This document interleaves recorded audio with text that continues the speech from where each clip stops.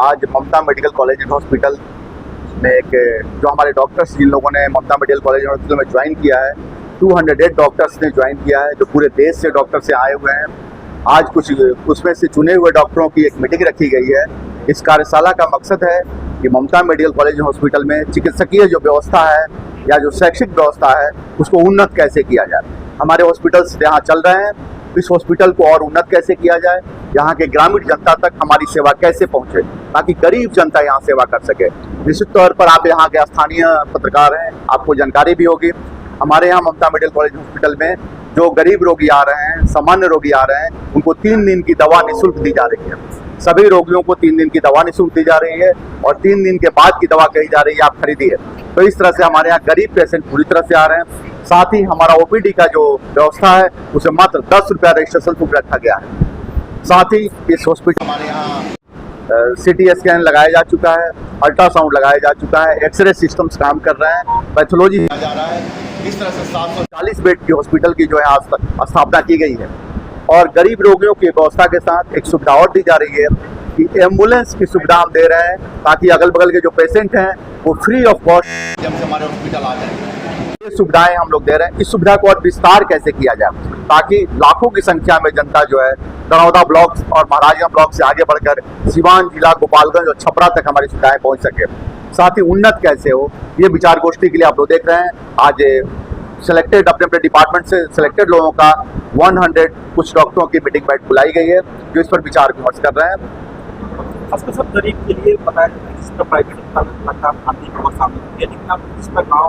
गाँव में आकर इस बड़ी संस्था खोले हुए हैं और इसमें सुविधा दे रहे हैं, मात्र कम पैसे गरीबों को उधार कर रहे हैं। हमारा प्रयास है कि मेडिकल कॉलेज एंड हॉस्पिटल्स में जो गरीब रोगी हैं 10 रुपये में जब आते हैं रजिस्ट्रेशन कराते हैं तो उन्हें दवाएं हम 200 से 500 रुपये का दे देते हैं। दूसरा, उनको संसाधन की सुविधा दी जा रही है। ममता मेडिकल कॉलेज हॉस्पिटल की स्थापना Ambedkar institute of higher education trust द्वारा की गई है।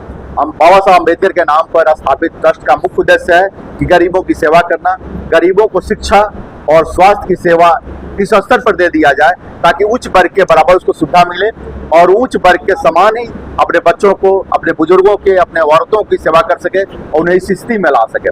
तो बाबा साहब के उद्देश्यों को पूरा करने हेतु Ambedkar institute of higher education trust ने दरौदा सिवान को इसलिए चयन किया कि यह जगह गरीबी से भरा है, यहाँ ग्रामीण बस्ती है पूरी तरह से, यहाँ इस तरह के उच्च स्तरीय संसाधन नहीं है। तो इन संसाधनों को लेकर हम लोग कर रहे हैं और हमारे संस्थान, हमारे ग्रुप का विभिन्न आय के स्रोत हैं जो हमारे डिफरेंट कॉलेजेस पूरे बिहार में संचालित हो रहे हैं। अन्य कार्यक्रमों का संचालन किया जा रहा है। तो प्रारंभ में हमारी प्रयास है कि यहाँ पर गरीबों की जनता की सेवा की जाए और जब मेडिकल कॉलेज में नामांकन होने लगेंगे तो आपके यहाँ फिर हजारों की संख्या में वर्कर्स और स्टूडेंट इसकी सेवा करेंगे। सर, यहाँ सर्जरी की भी व्यवस्था रहेगी? हमारे यहाँ सर्जरी की व्यवस्था रहेगी नहीं। हमारे यहाँ 8 OT बनाए गए हैं। आपको मुझे उम्मीद है कि पूरे सिवान जिला में ऐसा कोई हॉस्पिटल नहीं होगा जिसमें 8 OT बनाए गए होंगे और OT की डिफरेंट व्यवस्था दी गई होगी।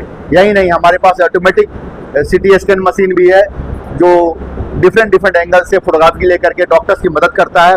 OT के कक्ष में भी आप एक्सरे कर सकते हैं और डॉक्टर्स को उससे मदद मिलेगी। इस तरह की एडवांस टेक्नोलॉजी और सारी मशीनें पूरे इंडिया से यहाँ आ चुकी हैं और वो धीरे धीरे कार्य अपना शुरू कर रही है। सर, बोल रहे हैं कि यहाँ जो प्रधानमंत्री माध्यम से जो चलाया जा रहा है आयुष्मान कार्ड, क्या उसकी सुविधा दी जाएगी? आयुष्मान कार्ड की सुविधा के लिए हम लोगों ने अप्लाई कर दिया है। आयुष्मान कार्ड की सुविधा हमें उम्मीद है कि 15 दिनों के बाद सभी लोगों को मिलने लगेगी। संदेश क्या होगा सर तमाम क्षेत्रवासियों को? हमारा एक ही संदेश है कि जो गरीब जनता है, जो साधारण जनता है, पटना स्तर से या दिल्ली स्तर की चिकित्सा की सुविधा यहाँ मिल रही है। आप आइए, उसका उपयोग कीजिए और शुल्क के बारे में मत सोचिए।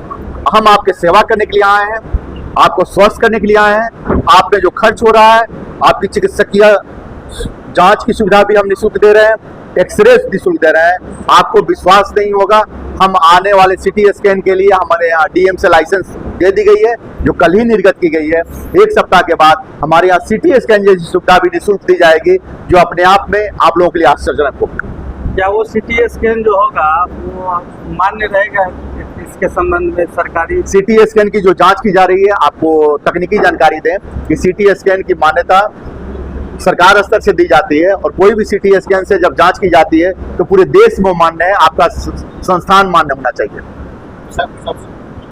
इस तो मैं तो इस संस्थान के चेयरमैन कौशल कुमार गिरी सर को धन्यवाद देना चाहूँगा कि उन्होंने इतनी हिम्मत दिखाई, क्योंकि आप देख भी रहे होंगे इतनी बड़ी संस्था चलाना और इसको खड़ा करना कितने बड़े सामर्थ्य की ज़रूरत है, कितना धन की ज़रूरत है। उन्होंने ये करेज लिया और जैसे सर ने बताया भी कि यहाँ पे ये सारी सुविधाएं आम आदमी के लिए एक तरह से बहुत ही फ्री है। इस तरह से गवर्नमेंट हॉस्पिटल में भी इससे ज़्यादा खर्चे लग जाते हैं, लेकिन उससे भी ज़्यादा मैं यहाँ पे ज्वाइन किया हूँ professor and head orthopaedics department में।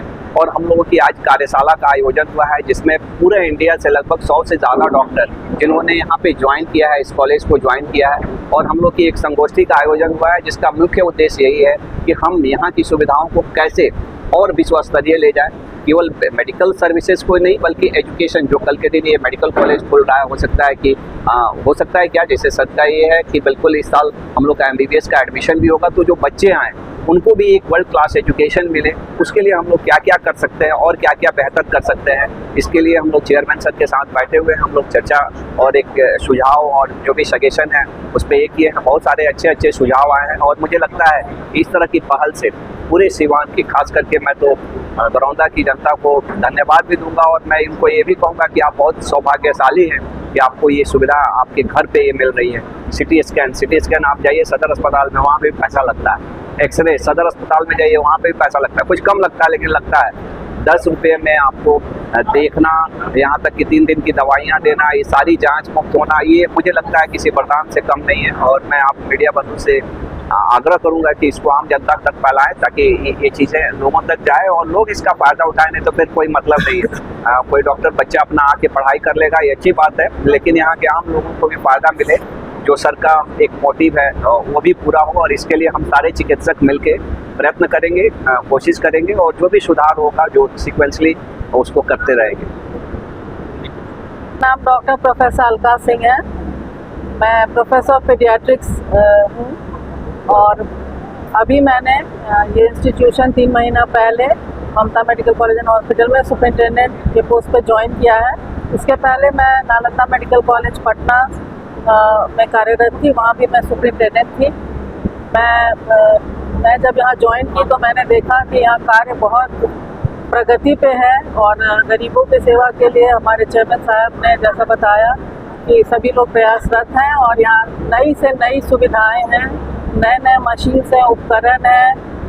डॉक्टर्स देश भर में के डॉक्टर से चयन किया गया है इंटरव्यू के द्वारा और उन्हें किया गया है। और सभी लोग इस बात के लिए प्रयासरत है कि गरीबों को हम लोग ज़्यादा से ज़्यादा कम से कम शुल्क में कैसे हम लोग मदद कर सकें। इस बड़ी सोच के लिए सर को क्या कहिएगा?